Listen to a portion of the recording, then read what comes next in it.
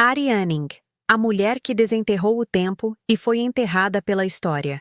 Quando a Terra decidiu falar, escolheu a voz errada. Imagine a Terra como um imenso livro. Um livro antigo, pesado, escrito ao longo de milhões de anos. Cada camada de rocha é uma página. Cada fóssil, uma frase esquecida. Agora imagine que, por séculos, a humanidade acreditou já conhecer essa história. Acreditou que o livro estava completo, que a criação era simples, que nada realmente importante havia acontecido antes de nós. Até que uma menina pobre, filha de um marceneiro, sem diploma, sem autorização e sem voz, começa a arrancar páginas desse livro com as próprias mãos. Ela não usava jaleco, não tinha laboratório, não falava latim científico. Ela tinha unhas quebradas, roupas gastas e um olhar atento. E quando a Terra falou, falou com ela. Mas ninguém queria ouvir uma mulher, muito menos uma mulher pobre. Esta não é apenas a história de Mary Anning. É a história de como o conhecimento pode ser descoberto e, ainda assim, negado. Porque, às vezes, a verdade não é rejeitada por ser falsa, mas por vir da pessoa errada. Um mundo onde a ciência tinha classe, gênero e sobrenome, compreensão do sistema opressor final do século XVIII. Início do século XIX. A Inglaterra se transforma rapidamente. Máquinas substituem mãos. Cidades crescem. Fumaça cobre o céu. Mas enquanto o mundo muda por fora, por dentro, ele permanece rígido. A ciência é um clube fechado. Pertence aos homens. Pertence aos ricos? Pertence aos educados formalmente. As grandes descobertas não surgem apenas do talento. Elas precisam de permissão social para existir. Mulheres não frequentam universidades, não participam de sociedades científicas, não publicam artigos, não dão palestras. E mulheres pobres, essas nem sequer são consideradas capazes de pensar. Ao mesmo tempo, a própria ideia de extinção é considerada heresia. Questionar a idade da Terra é questionar Deus. E questionar Deus é perigoso. É nesse ambiente hostil, hierárquico e profundamente desigual que Mary Anning nasce. Não apenas em um mundo que não foi feito para ela, mas em um mundo que faria de tudo para silenciá-la. A criança que desafiou a morte antes de desafiar a ciência, Mary Anning, nasceu em 21 de maio de 1799, em Lyme Regis, uma pequena cidade costeira no sul da Inglaterra. Ela era uma entre muitos filhos, mas poucos sobreviveram. A mortalidade infantil era alta. A pobreza era a regra. E Mary parecia frágil demais para resistir. Quando tinha apenas 15 meses, algo extraordinário acontece. Mary está nos braços de uma vizinha, observando um espetáculo ao ar livre, quando um raio cai violentamente sobre o grupo. 3 pessoas morrem. Mary sobrevive. A notícia se espalha.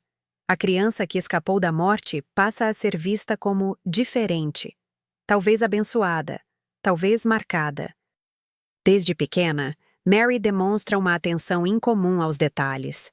Enquanto outras crianças brincam, ela observa pedras, formas, marcas. Ela cresce entre o som do mar e o cheiro de sal. E aprende cedo que a sobrevivência exige trabalho. O homem que ensinou a filha a ouvir a terra, Richard Anning, o pai de Mary, não era cientista. Era marceneiro. Mas nos fins de semana, ele caminhava pelas falésias de Lyme Regis em busca de fósseis, chamados na época de curiosidades. Turistas ricos compravam esses objetos estranhos para decorar estantes. Mary acompanha o pai. Observa. Aprende. Richard ensina como identificar formas incomuns. Como remover sedimentos sem danificar o fóssil. Como reconhecer algo raro. As falésias, porém, são perigosas. Deslizamentos são frequentes. Rochas caem sem aviso. Ainda assim, Mary retorna sempre. Ali, entre o perigo e o fascínio, ela encontra seu lugar no mundo. Quando Richard morre repentinamente, a família entra em colapso financeiro. Mary tem apenas 11 anos. E agora, aquilo que era aprendizado vira sobrevivência. O primeiro monstro. A descoberta que deveria ser impossível. Em 1811, após uma grande tempestade, algo emerge das rochas. Um crânio gigantesco, com dentes afiados. Meses depois, o corpo é escavado. Mary e seu irmão encontraram um ictiossauro. Na época, ninguém sabia explicar aquilo. Era um peixe? Um réptil? Uma aberração? Mais importante, se aquela criatura não existia mais, o que isso dizia sobre a criação? O fóssil é vendido. Vai parar nas mãos de homens ricos e estudiosos. Mary, a responsável pela descoberta, desaparece da narrativa. Mas algo muda. Os cientistas começam a olhar para Lyme Regis com outros olhos. E Mary continua escavando. Uma inteligência autodidata. Ela não apenas encontrava, ela compreendia. Revelação de genialidade, Mary aprende sozinha. Ela lê o que consegue, observa tudo. Memoriza estruturas anatômicas. Ela percebe que certos fósseis não são pedras comuns, que há padrões, que há lógica. Quando encontra coprólitos, muitos riem. Mary insiste. Ela entende que aquelas pedras estranhas são fezes fossilizadas. Uma chave para entender dietas e ecossistemas antigos. Ela monta esqueletos completos com precisão impressionante, sem jamais ser chamada de cientista, porque para o mundo, ela era apenas uma coletora. Descobertas que mudaram tudo. Cada fóssil era um golpe na visão bíblica do mundo. Mary descobre plesiosauros completos.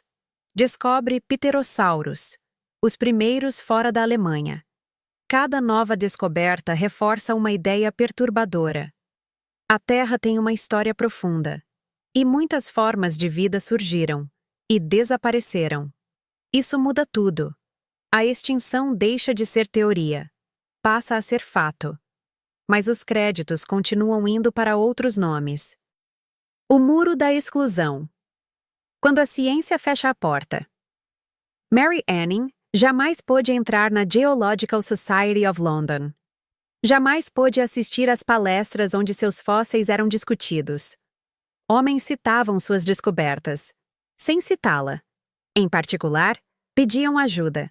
Em público, a ignoravam. Reconhecê-la significava admitir que o saber não obedecia às regras sociais. E isso era inaceitável. Pobreza, fama alheia. O mundo enriquecia com seu trabalho, menos ela.